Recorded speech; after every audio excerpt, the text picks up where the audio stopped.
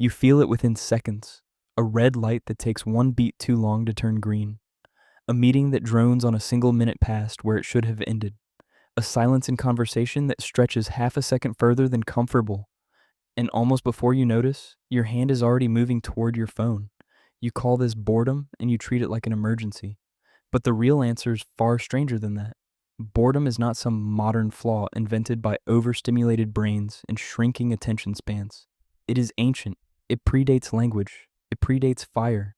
And for nearly all of human history, it was the engine running quietly beneath almost everything that made your ancestors. And eventually you, human at all. Picture one of those ancestors, 40,000 years ago, sitting beside a dying fire with nothing left to do. No screens to glance at, no notifications waiting, just a body, a darkening sky, an hour after hour of unstructured time stretching out ahead. Surely that boredom was worse than yours. There was nowhere to escape it, no 5-second distraction within reach. So why didn't it break them? Why, instead, did it seem to build them into something more capable than the silence around them? Start with what boredom actually is, underneath the irritation of it. Psychologist John Eastwood, who has spent much of his career at York University studying exactly this feeling, defines boredom as the unsatisfied desire for a satisfying activity. Notice what that definition leaves out. It isn't the absence of things to do. It's the absence of things that feel like they matter. Your brain isn't asking to be entertained. It's asking for meaning urgently and uncomfortably, the moment meaning runs out.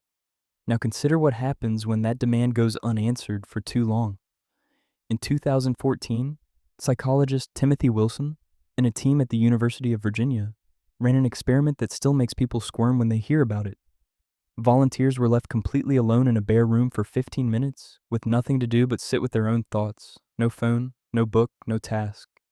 Given the option to end the discomfort with a mild electric shock instead, a striking number of participants chose the shock. 15 minutes of stillness and pain started to look like the better deal.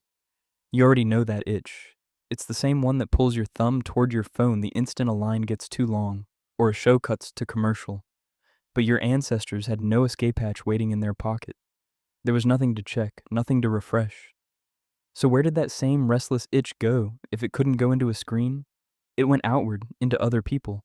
Anthropologist Polly Wiessner spent years living alongside the Jew/hoansi, a hunter-gatherer community in the Kalahari Desert, carefully recording what people actually talked about during the day compared to what they talked about at night. Daytime conversation, she found, was almost entirely practical.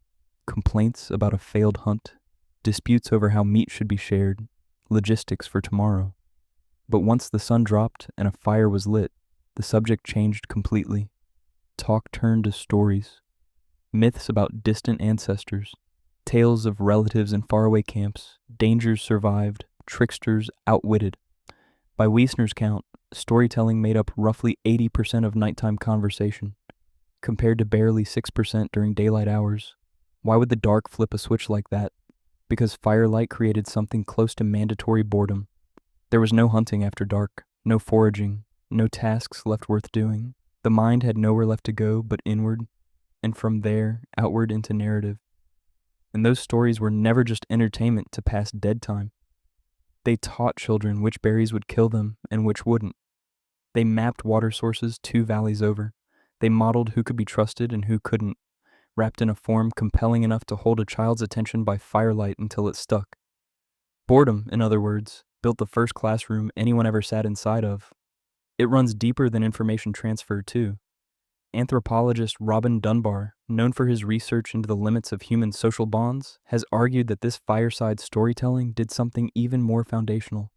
It stretched the social world far beyond whoever you could physically see in front of you. A hunter 2 valleys away, a grandmother 3 winters dead, a rival camp on the far side of a mountain you'd never crossed. All of them could exist vividly in your mind through nothing but borrowed words and idle hours, with nothing else to fill them.